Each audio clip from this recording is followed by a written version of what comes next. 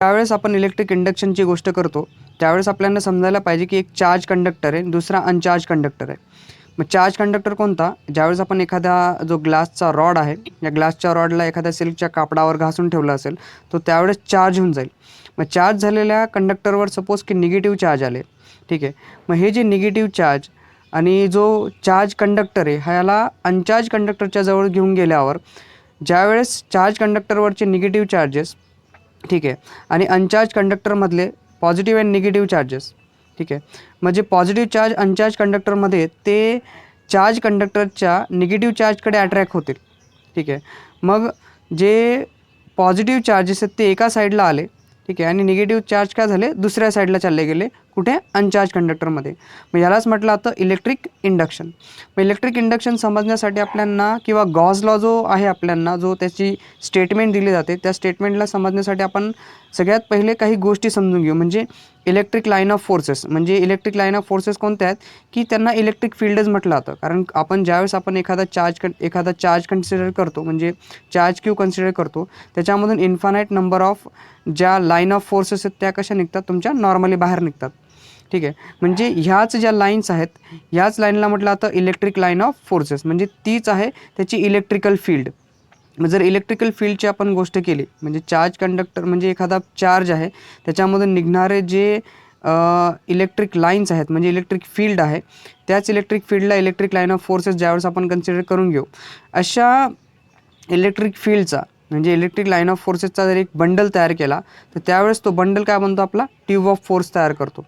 म्हणजे हा सपोज की एक चार्ज आहे, ठीक आहे, आणि ह्या चार्जमधून infinite number of line of forces आपल्याला निघायला लागल्या आणि जर याचा एक बंडल तयार करून घेतला तर हा जो बंडल आहे ॲक्च्युली यालाच म्हटलं जाईल ट्यूब ऑफ फोर्स. आता ट्यूब ऑफ फोर्स फक्त याला आपण नाव दिलं, ठीक आहे. मग जर हा ट्यूब ऑफ फोर्स असेल तर त्याच ट्यूब ऑफ फोर्सला आपण ट्यूब ऑफ इंडक्शन पण म्हणू शकतो, ठीक आहे. मग ट्यूब ऑफ फोर्स काय basically bundle of electric field आहे आणि त्यालाच आपण ट्यूब ऑफ इंडक्शन पण म्हणू शकतो. पण नॉर्मल इलेक्ट्रिक इंडक्शन एक्झॅक्टली काय असतं की एखादा चार्ज कंडक्टर म्हणजे जर ट्यूब ऑफ फोर्सेस एखाद्या चार्जमधून निघत असतील, ठीक आहे, मग ट्यूब ऑफ फोर्सेस कसे निघतात? जसं आपण म्हणतो की जो पॉझिटिव्ह चार्ज आहे याच्यामधून ज्या इलेक्ट्रिक फील्डच्या लाईन्स निघतात या कशा निघतात? तुमच्या ऑलवेज त्या परपेंडिक्युलर असतात, ठीक आहे. मग अशा परपेंडिक्युलर निघणाऱ्या चार्जेसला म्हणजे जर आपण इलेक्ट्रिक फील्डच्या लाईन्सला ट्यूब ऑफ फोर्समध्ये कन्वर्ट केला म्हणजे बंडल ऑफ इलेक्ट्रिक फील्ड तयार केला, त्याला आपण ट्यूब ऑफ इंडक्शन पण म्हणतो आहे. मग जो नॉर्मल इलेक्ट्रिक इंडक्शन आहे बेसिकली हा कसा आहे तुमचा? जो एक पर युनिट एरियामधून निघणारा आहे. फॉर एक्झाम्पल की हा सपोज की तुमचा एक पूर्ण एरिया ए आहे, या एरियामधून एक छोटासा एरिया आपण घेतला, या एरियामधून नॉर्मली म्हणजे परपेंडिक्युलरी निघणारे जे चार्जेस असतील, म्हणजे जर हा एरिया मी इकडे साईडला काढला तर सपोज की हा मी तो एरिया काढला आणि ह्या एरियामधून काय निघतात तुमच्या, यांना आता समजा की हे ट्यूब ऑफ फोर्सेस आहेत, म्हणजे हे बंडल ऑफ इलेक्ट्रिक फील्ड आहेत. या बंडल ऑफ इलेक्ट्रिक फील्ड काय निघतात? तुमच्या एका पर युनिट एरियामधून निघतात. आणि असे सगळे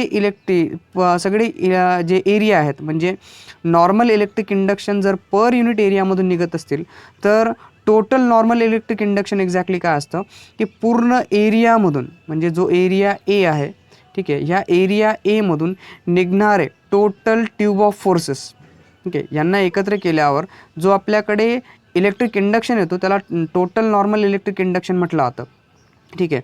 म्हणजे नॉर्मल इलेक्ट्रिक इंडक्शन बेसिकली काय आहे की जे ट्यूब ऑफ फोर्सेस आहेत ते पर युनिट एरियामधून निघतात, ठीक आहे, परपेंडिक्युलरी. आणि जर टोटल नॉर्मल इलेक्ट्रिक इंडक्शनची आपण गोष्ट केली तर पूर्ण एरियामधून हा छोटासा एरिया आहे डी ए एवढा एरिया आणि हा काय आपला एक बिग एरिया आहे, ठीक आहे. मग हा जो बिग एरिया आहे त्या बिग एरियामधून जेवढे बी नॉर्मल इलेक्ट्रिक इंडक्शन निघतील त्यांना म्हटलं जाईल टोटल नॉर्मल इलेक्ट्रिक इंडक्शन, ज्याचा मी फॉर्म्युला पण तुम्हाला प्रिव्हियस लेक्चरमध्ये दिला होता जो तुम्हाला समजला असेल. मग एक्झॅक्टली आपला हा गॉस लॉ काय म्हणतो आपल्याला की टोटल नॉर्मल इलेक्ट्रिक इंडक्शन म्हणजे एक पूर्ण एरिया आहे आपला ए, ठीक आहे, ह्या एरियामधून ट्यूब ऑफ फोर्सेस बाहेर निघतात, ठीक आहे. मग हे जे ट्यूब ऑफ फोर्सेस कसे आहेत आपले, this is what the total normal electric induction over a close surface, ज्याला आपण म्हणतो equal to the algebraic sum of that is electric charges enclose by that surface. मग याला कसं समजता येईल बघा की total normal electric induction basically काय आहे, आपलं समेशन ऑफ ऑल चार्जेस, ज्याचा फॉर्म्युला आपण ह्या पद्धतीने पण मागच्या लेक्चरमध्ये घेतला होता. मग बघा याला समजण्यासाठी आपण काय करू, गॉस लॉला प्रूव्ह करण्याचा प्रयत्न करू. चालेल. बघा गॉस लॉला कसं प्रूव्ह करता येईल की सपोज की हा कुठला तरी एक एरिया आहे, म्हणजे पूर्ण टोटल एरिया आहे. त्या एरियामधून मी एक DS एरिया एवढा घेतलेला आहे, म्हणजे छोटासा एरिया. कारण काय करू आपण, पहिले एक छोट्याशा एरियामधून ट्यूब ऑफ फोर्सेस किती निघतात ते कॅल्क्युलेट करू, आणि मग त्या छोट्या छोट्या एरियाला एकत्र करून पूर्ण एरियामधून किती ट्यूब ऑफ फोर्सेस निघतात ते आपल्याला कॅल्क्युलेट करता येतील. मग सपोज की मी एक चार्ज घेतो, चार्ज Q आहे, जो O ह्या ठिकाणी पडलेला आहे सरफेसमध्ये. हा क्लोज सरफेस आहे. त्या क्लोज सरफेसमध्ये जो Q चार्ज आहे तो O इथे पडलेला आहे, आणि तो चार्ज जो आहे आपला तो बेसिकली जो सरफेस आहे त्याच्यापासून R एवढ्या डिस्टन्सवर आहे. ठीक आहे. म्हणजे जो P पॉईंट आहे ह्या P पॉईंटमधून, ठीक आहे, सो P पॉईंटपासून तर O पर्यंतचं जे डिस्टन्स आहे ते काय घेऊ आपण, R एवढं कन्सिडर करून घेऊ. म्हणजे O काय असेल आपल्यासाठी बेसिकली, तो O समजा हा O आपला तोच जागा आहे, म्हणजे जिथे आपण Q चार्ज ठेवलेला आहे, बरोबर. मग हा जर Q चार्ज असेल आपल्याकडे, बरोबर, जो आपला O इथे पडलेला आहे, ठीक आहे, आणि एक छोटासा एरिया जो इथे तुम्हाला दिसतोय हा DS एरिया आपण कन्सिडर करून घेऊ. ठीक आहे.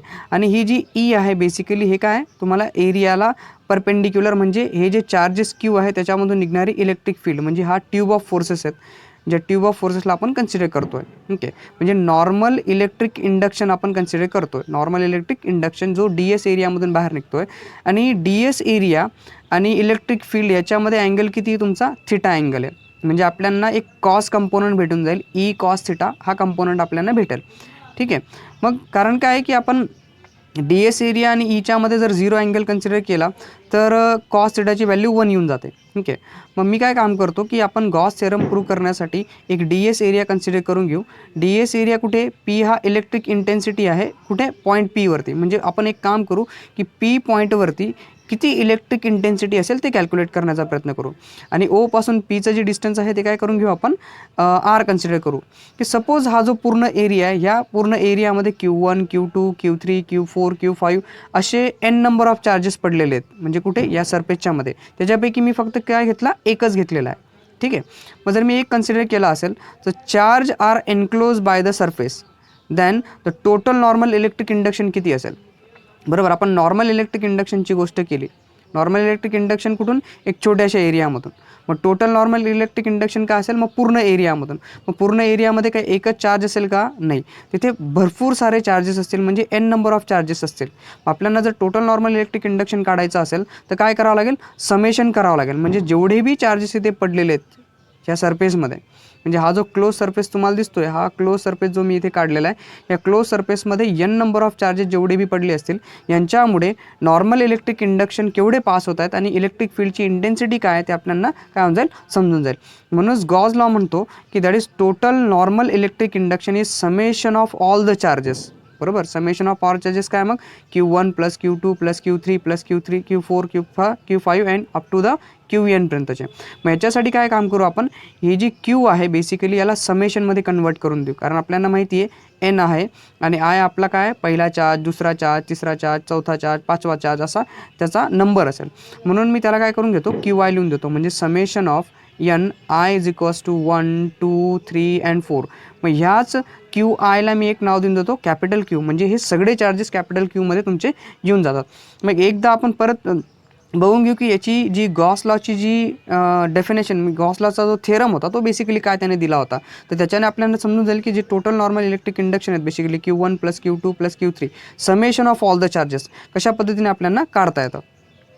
तर बघा हा एक जो थेरमची स्टेटमेंट होती ती म्हटली होती टोटल नॉर्मल इलेक्ट्रिक इंडक्शन. आता टोटल नॉर्मल इलेक्ट्रिक इंडक्शन कशामध्ये, तो आपल्याजवळ जो क्लोज सरफेस आहे या क्लोज सरफेसमध्ये N नंबर ऑफ चार्जेस पडलेले आहेत. ठीक आहे.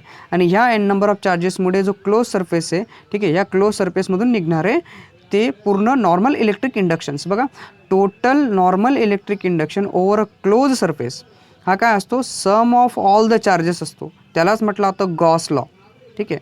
मग गॉसने काय केलं की टोटल नॉर्मल इलेक्ट्रिक इंडक्शनचा आपण फॉर्म्युला काढला होता, E not E into cos theta into D S आपण घेऊन घेतला.